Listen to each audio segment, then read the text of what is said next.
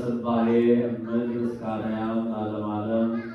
የዮሐንስ ወንጌል ምዕራፍ 20 ቁጥር 19።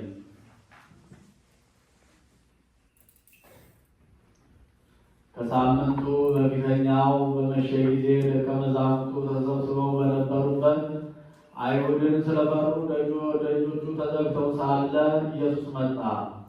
በመካከላቸውም ቆሞ ሰላም ለእናንተ ይሁን አላቸው። ይህንም ብሎ እጆቹን ጎኑን አሳያቸው። ደቀ መዛሙርቱም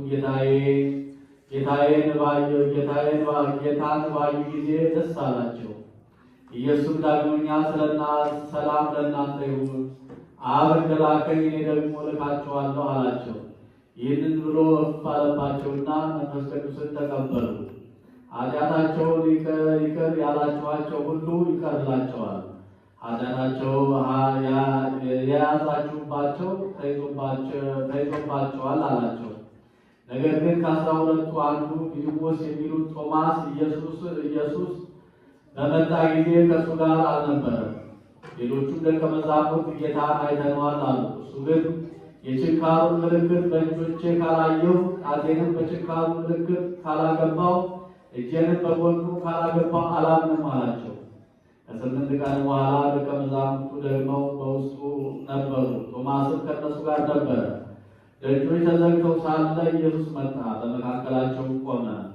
ሰላም ለእናንተ ይሁን አላቸው። ከዚያም በኋላ ቶማስን ጣትህን አምጣ፣ ከዚህ አምጣና